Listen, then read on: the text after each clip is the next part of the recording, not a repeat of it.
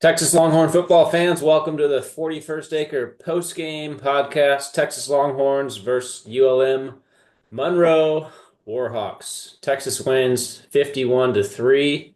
We had Arch Manning's debut. Brett and I were sitting on the couch watching the game. Had to download ESPN Plus, pay my $11 to watch it. But well worth it. Justin was at the game. Hmm. Uh, fifth highest, fifth most ever crowd, 102,850, Mhm. the official count per Justin. Oh, Uh, whoa, whoa, whoa, whoa. PR people. yeah. Anyway, Justin, tell us about the atmosphere of the game, what it was like in Yeah. stands. No, I can't count that high. Um, no, man, that was a great time. So it started off, even just in walking up Bevo Boulevard, tailgating scene, everybody had their Manning jerseys. Everybody was talking about, man, can you wait to see Arch, yada yada. Getting in there, we had a flyover. That's always a blast. Like anytime you get an extracurricular event like that pre-kickoff, it's a great time. I believe that's the first one of the year. I don't recall one of the last ones, but crowd was rocking, ready to go. Everybody was seats or butts in seats for for the eyes and definitely for kickoff. Nobody left for, it seemed like everybody was there through probably like halfway through the fourth quarter, which is kind of shocking in such a dominant game, right?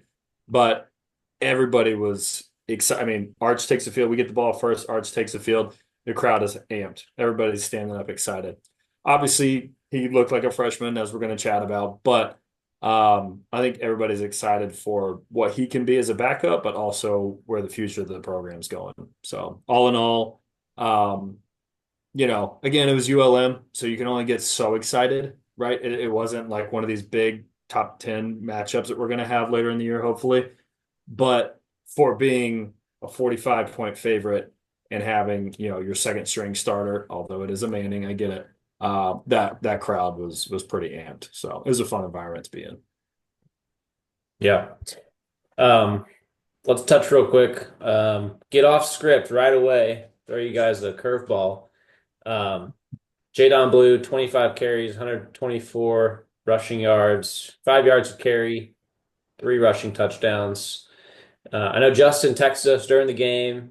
Early on, didn't look like there was a whole lot of push on the offensive line. That's kind of where this is leaning. I thought he looked good and was taking what was available in the beginning of the game, albeit wasn't much in the beginning.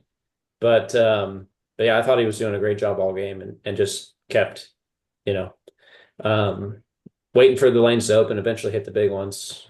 Brett, what was your take on the offensive line early on and then how they finished the game? Um, it's funny when we play lower caliber defensive lines, our offensive line seems to get a slow start. It's almost like they're having to adjust for smaller bodies to block against. I don't know if that's really a thing or not, but it seems that way. Whereas, right off the bat, Michigan, 300 plus boys going up against them, they're on it from the first play. Um, this one against UTSA, it just seems like we get pushed back a little bit, and then they figure it out, they get their cadence right, and they start, treating ULM defenders like they deserve to be treated. But yeah, it's a little disappointing that they come off a little sluggish, getting pushed back when they clearly are winning the weight battle and the technical and skill battle as well. But it also shows you like how important it is for these ULM defenders to make a name for themselves in front of a national crowd, right? I think about that a lot too. A lot of those guys are they're thinking, if I can just be someone who sacks or hits Arch Manning, that's a win for me Or in this intercepts class. it, right? Yeah, Yeah. yeah. And then I can put that on my resume when I'm going to find a job after college. Mhm. You guys Yeah. look, go ahead, Justin. Oh, I was just going to say, I was texting you guys, saying, man, what's it look like, right? Because from the field, like we were talking about a little bit earlier, from the field, we looked good. We didn't look great. Offensive line looked like they were doing okay. It just didn't look like kind of what we talked about. Like, man, where is this like push? Where are these gaping holes that Blue or anybody could just run through? It's obviously hard to see depending on what part of the stadium you're in, what part of the field the team is on, et cetera. But I was curious if that's kind of what you guys were seeing as well. It certainly did seem to get a little bit better. And Blue is also just such an amazing athlete. Like, and not that he's underrated in any way. I think that we all think he's phenomenal. He was one of the top running backs in his class for a reason, but he made the most out of what he had and what he was given. So it's good to see he was able to do that against ULM, but certainly got to get cleaned up, got to get better. Yeah. Batting those Doak Walker stats. I was going to say that back to the try to make a name for yourself. There was the one play where we caught the ULM defender jumping into the neutral zone, and our right tackle like when Tapped him on the tapped his face head. mask. That was great. That was hilarious. Yeah. All right, let's focus on the defense a little bit. I mean, I think that's why the team is ranked where they're ranked. I mean, this defense is a number one defense from what we've seen so far. You know, it's a small sample size, but I'll let you guys talk about, how many points they've given up total. Brett, I think you've got that. Um, but but to me, like they're passing the eye test and doing what they're supposed to do against inferior opponents. Um, so Brett, give your take on the defense. How many points have they allowed total this year? Yeah, so they've given up 22 points this year in 4 games. I remember when Pete Kwiatkowski was setting kind of the benchmark of what success looks like on defense. I think this might have been last year or the year before, when he first joined the Horns.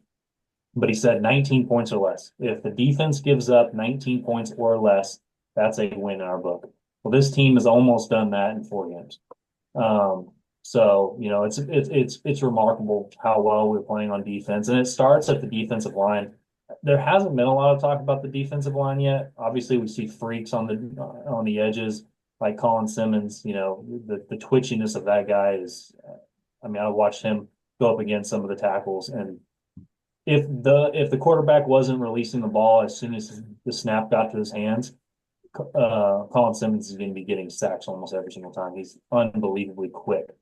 But the rest of the defensive line, Vernon Broughton and Alfred Collins are so disruptive, even in the run game too, which is kind of the area that a lot of people had question marks on going into the season is can we replace the rush productivity of Tavondre and Byron Murphy from last year? And these guys are stepping up to the plate. They're certainly not the caliber of disruptors in the run game as Murphy and Sweat, but we're still early in the season. Those guys are still figuring it out, and they are plenty good. Vernon Broughton has maybe one of the fastest steps for a defensive tackle you can see in college football right now. So it's impressive all around how good this defensive line's playing, and they're shutting these dominant run games down. Michigan ran the ball against USC yesterday and did so with almost no question. I saw Donovan Edwards break for several big runs, and whoever that other running back is, they couldn't really stop him. Yeah, Yeah, Mullins, they could not Mullins stop him. Like Texas, we didn't really have an issue with that. So you got your defensive line doing their job, and the linebackers. Holy cow, our linebackers are fantastic this year. Anthony Hill moved to middle linebacker. We have not seen a drop off in productivity from Jalen Ford. I don't think at all. Anthony Hill, though, I thought up until yesterday was kind of having a quiet season compared to his freshman year, where he's coming off the edge and getting a lot of sacks and stuff. And then all of a sudden, like he erupted. He had an interception that should have been a pick six. Yeah. He had a big sack yesterday as well. And he's also leading the team in tackles. So he is not having a sophomore slump, to say the least. He's a stud, and Leona Lafau, his backup, looks incredible as well. And then Benda on the outside is great. I mean, everybody. And then I almost hesitate to bring this up because I feel like it's been a long time since we've been categorized this, but are we heading back to DBU? I mean, guys cannot complete the ball against these guys. Manny Muhammad is in every wide receiver's face. He's an absolute stud. Our safeties fly to the ball. I thought Michael Taff was going to kill that tight end. Well, I was worried he was going to be ejected for a minute. Yeah. It was a clean hit though. It ended up being blind side, but it was a clean hit. I mean, the way the entire unit plays together on defense is really fun to watch. Yep. I think I don't know if this has anything to do with the helmet communication this year. If Mm. they're able to just get the right play in and they're not having to do these hand signals and these signs and all that stuff.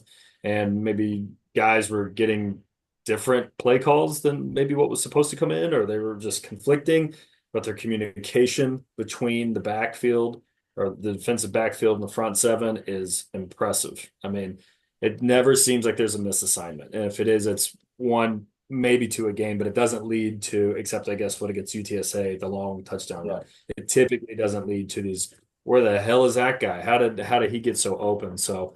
that is amazing. And that's probably just experience, honestly. Experience being in the system for a long time. Maybe the helmet comms has something to do with that. Kind of what you were talking about, kind of from the front back. I pulled up the PFF grades on some of the players for this past game. Um, Ethan Burke actually led the defensive line with 81.2. Colin Simmons had a 79.7. And Alfred Collins, who I thought had a really, really good game, it was a 66.3. He actually had three tackles and a tackle for loss. So, I mean, for a defensive lineman, I feel like that earns better than a 66.3, but it could have been obviously some other um, plays in there that kind of brought his grading down. And for Ant Hill, okay, hear this. So Bendo was a 62. LaFau was a 68.3. Anthony Hill, 90.4. That's I think impressive. that might be the highest PFF grade we've seen on a defensive player this year, period. I'm not 100% sure, but that's got to be up there. Yeah. That's impressive. I haven't seen And, one that high. Colin Simmons had like a mid to high 80s in his two sack game. yep, But yep. yeah, no, Anthony Hill's a freak. To be a 90, that's insane. But that tracks, right? Because he had a tackle for loss, a sack, an interception, and three total tackles, right? And then you talked about our linebacker crew, which I know we've talked about in the past, especially with that Michigan game, right? LaFau, Benda, and Hill, those are three of our top four tacklers. The only other one in there was Taff, which makes sense. He's a safety, right? So he gets involved in the run game. So it makes A a lot lot of sense. lot of And half he tackles that add up. Yeah, and he had a 1.5 tackles for loss, so that's pretty impressive. Yeah, I was Um, impressed with the foul. yeah, So but man, all around, I'm 100% with you. The defense is so much fun to watch. DBU, maybe let's get somebody in the what's the award? I'm losing off the top of my head, but the or best, the Thorpe Award. Thank you.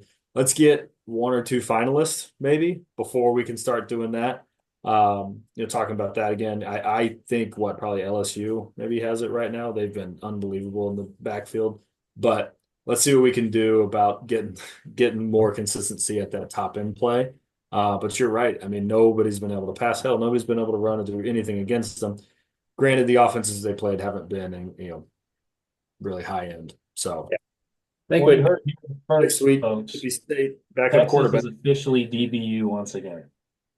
What'd you say? Say that again. I said, you heard it here first, folks. Texas is officially DBU once again. I like it. I like it. Like I said, let's go Big win and a. bold calls. I that's a love bold it. one. Yeah. But no, I think I actually wanted to ask y'all. So with Gideon back there coaching, I feel like there was some mm, hesitation on keeping him on the staff this year. It didn't seem like the secondary communication or overall play last year, especially, was all that great. And he's our safeties coach. Now, what he's been able to do with Taff and in regards to like, hey, you get these guys in the right spot. I think Taff is a great guy for that. He's not the most athletic, obviously, right? But in regards to what he can do about being the quarterback of that secondary, I think he does a great job. So do we think it's the players are just better than the coaching? Not that the coaching can't be good as well. Do we think that they're just so good that they're outplaying what the coaching is? Or do we think it's the coaching is finally coming around and they've got more experience playing with each other, or maybe a combination of the two? Well, I think, Blake Gideon came in with Sark year one, right? Mhm. Yeah. If you looked at the areas that Texas was like the most depleted, you could probably look at our defensive backs. Yeah. You were bringing in transfers and trying to fill holes and playing a lot of young guys. Finally, this is year 4. We've got guys in the program that we've like self-recruited that fit the system, that fit the mold of the cornerbacks that we want in the boundary, the cornerbacks that we want to play in the field, and the various different safeties and nickels that we like to put out there. Now I think I don't think Blake Gideon's a bad coach, and I certainly don't think he's a bad recruiter or developer. I think it's just taking time to Okay. fill it in. And then we had to get a few people out, if you recall from last year, in order to make this work. We had to graduate Ryan Watts. We had to let Terrence Brooks transfer. We had to let who were our safeties last year that just could not cover whatsoever. One's at Auburn now. The other one's Oh, yeah, Arkansas transfer. What? Or did he? He didn't play it. yeah, Catalan. Arkansas transfer. He was such a bust. He was hurt a little bit, but yeah, he didn't play after he came back from his injury. Yeah, So that's right. I was expecting a lot from him last year, and it yeah, it didn't turn out. Oh yeah. Uh, Catalan. Catalan. yeah, Yeah. Jalen Catalon. Yeah, yeah, yeah. He got hurt in the OU game. Um, so yeah, I think it's kind of a combination. I think it's taken time for people for recruits to trust the process, trust Kwiatkowski and Blake Gideon back there. And now you're starting to see what it's supposed to look like. Plus, from my understanding, Kwiatkowski runs a pretty complicated defense. It's not a simple who was our defensive coordinator back with Mac Brown? It was just like Which one? Yeah, Chiswick, Muschamp, it Yeah. wasn't um, Muschamp. It was Yeah, Manny Manny Diaz. Diaz. that was His was before Manny supposed to be Diaz. complicated to be fair, but I think it was overcomplicating. And Yeah, then Manny Diaz was very complicated, but we didn't have the right nope. intelligence level on it from us. Hey, defense isn't meant to be all that smart, right? Well, this defense is pretty smart. Apparently, Jahdae Barron's one of the smartest guys on the team. He seems like it. I love listening to him in his post-game interview. It's great. He's Um, so intelligent with playbook. I think the versatility on the back end allows them to, I mean, a lot of these like pressures and sacks and like when the quarterback scrambles out, that's covered sacks. That's those guys are so sticky on the back end that the quarterback has nothing to do but have to run out. So I think it's certainly some coaching, and Terry Joseph and I think Gideon are doing a great job coaching them. Um, but and I also think that Terry Joseph, him and PK had to get on the right page because I think PK wanted one thing and maybe Terry Joseph wasn't necessarily wanting that same thing, and then they finally are kind of in line. But that's what I was curious: is it the talent is just better, and that's why they're able to do it because we got rid of Ryan Watts and who's the guy who went to Terrence Brooks. Washington? Terrence No, Brooks went to smaller school. Terrence Brooks. Yeah. Maybe he went to, Yeah. I forget. But He was the other corner. yeah. Like Brooks, losing him sucked last year, and you wouldn't notice it. And losing Ryan Watts, your other starting quarter, you wouldn't notice it. I just think the guys they have now are so versatile and so good at coverage. And that's what we had been lacking. Man, when we had Akina here, it was so much fun to watch those guys just jam on the line all day long, right? Mess up timing, mess up their push them off the route, let your defensive line do work. And it seems like that's what they're doing now, which is just so much fun. So I just sorry to get on the tangent. I was curious what you guys thought of that. Well, and I mean, too, recruiting has turned around for the defensive backs too. I mean, we've got the number one safety in the country coming Yeah. to the 40 next year. Got Jonah Williams out of Galveston. Mhm. It feels like, and we got Kobe Black, who's a young cornerback. He got a bunch of playing time yesterday too. Yep. So Yeah, Holmes had a player too yesterday. He looked good. yeah,